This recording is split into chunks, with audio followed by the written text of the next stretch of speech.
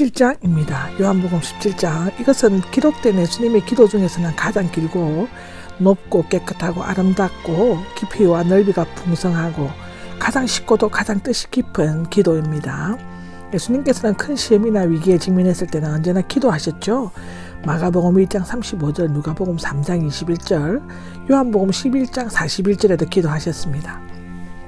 이 기도는 대제사장의 기도라고 불렀는데 그 이유는 그리스도의 대제사장 사역의 절정인 십자가상의 죽음을 전제로 하고 있을 뿐만 아니라 대제사장처럼 하나님과 인간 사이의 중보자가 되셔서 우리와 모든 교회를 위해 자신을 제물로 드리고 또한 기도하셨기 때문이죠.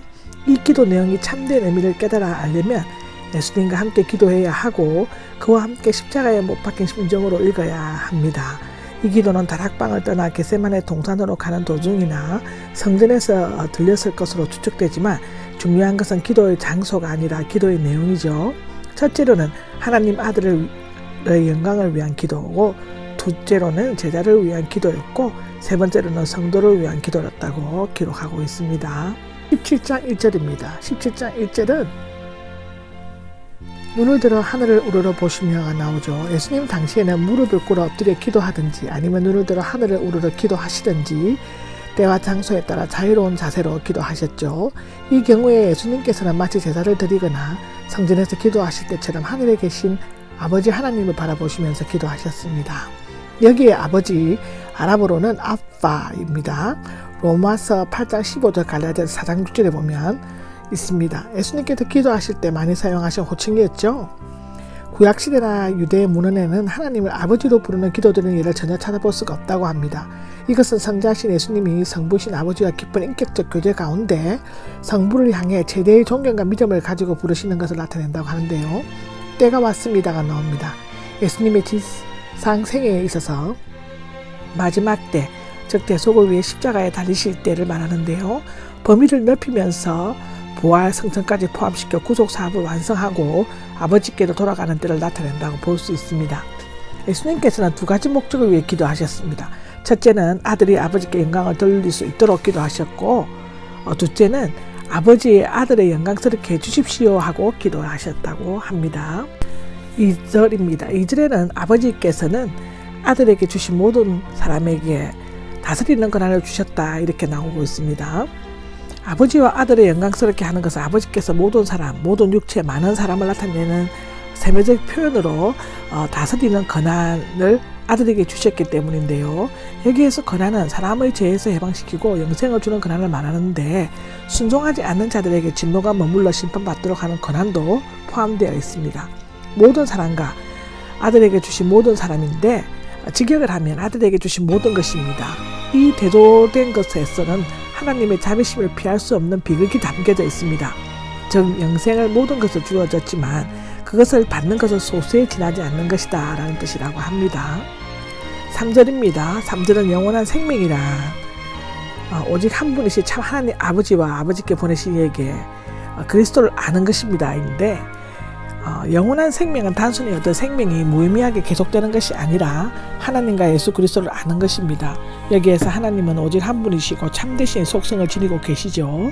오직 한 분이시는 하나님에게만 적용되는데 종교다원주의가 많은 것들 중 하나로 보고 있는 것은 이교의 다신론적인 신앙과 다를 바 없습니다.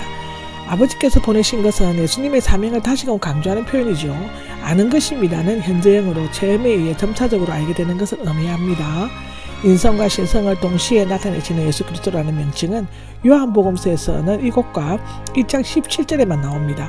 예수님은 오직 한 분이신 참 하나님께서 보내신 그리스도이시다라는 것입니다.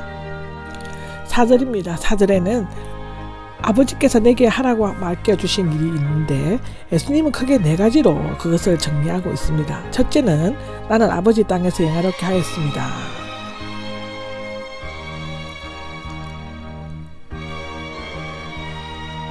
예수님께서는 하나님께 맡겨주신 일을 다 이루고 하나님을 세상에서 영광스럽게 하셨죠. 그러므로 이제는 세상에 있기 전에 아버지와 함께 누렸던 그 영광으로 아버지 앞에 영광스럽게 해주시기를 기도하셨습니다. 그것은 5절에 나오죠. 이 기도는 예수님의 현재성을 가장 잘 묘사하고 있습니다. 영혼과 시간, 하늘과 땅 사이를 오가며 기도하시는 참 하나님과 참 사람이신 예수님의 모습이 잘 표현되고 있습니다.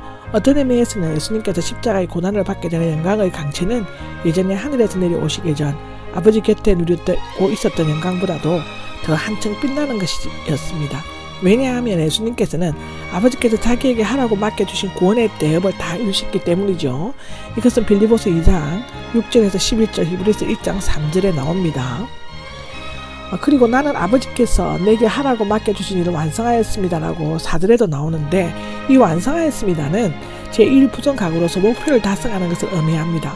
특히 이 단어는 십자가상에서 다 이루었다와 밀접하게 연관되어 있으며 예수님의 삶뿐만 아니라 죽음으로 아버지의 일을 이루심으로써 하나님을 영광스럽게 하셨음을 나타내고 있습니다. 6절을 보면 아버지께서 내게 주신 사람들에게 나는 아버지의 이름을 나타내었습니다 라고 나와 있는데, 여기서 나타내었습니다는 말로 알게 하다, 계시하다, 명백히 하다의 의미고요. 제1부정각어로서 예수님께서는 하나님의 이름, 그 존재, 뜻, 본질, 품성, 인격, 은혜 등을 자신의 모든 사역을 통해 세상 앞에 나타내셨습니다. 유대인의 예배에서는 하나님의 이름인 야훼라는 호칭을 사용하는 것이 금지되어 있었지만 이제는 아버지라는 이름으로 알려졌으므로 그 거룩한 이름을 부르는 것은 두려워할 필요가 없게 되었습니다. 아버지의 사람들은 아버지와 아들이 이끌어내야 택한 성도들이며 그들은 영원 전부터 하나님의 자녀로 이미 예정된 자들입니다. 또한 그들은 하나님의 말씀을 지킴으로써 하나님과의 올바른 관계를 지속하셨습니다. 8절에 보면 나는 아버지께서 내게 주신 말씀들을 그들에게 주었습니다 라고 나옵니다. 영원한 살아있는 말씀이신 예수님은 사람들에게 아버지에게서 받은 말씀들을 주셨습니다. 이 말씀들로부터 그들은 지식, 즉 예수님의 참 본성, 즉 그가 아버지에게서 왔다는 것을 참으로 알았습니다. 그것과 믿음, 즉 그 사명, 아버지께서 그를 보내셨다는 것을 믿었습니다. 그들은 귀로 들으나 받아들이지 않은 바리새인들과 전혀 달랐으며 예수님께서 하신 일과 가르친 일을 하나님에게서 온 것으로 받아들이고 예수님께서 하나님에게서 보내심을 받으셨다는 것을 확신함으로써 더욱더 깊은 진리로 인도함을 받았으며 또한 새 이스라엘은 하나님의 교회를 이루게 되었습니다. 아멘.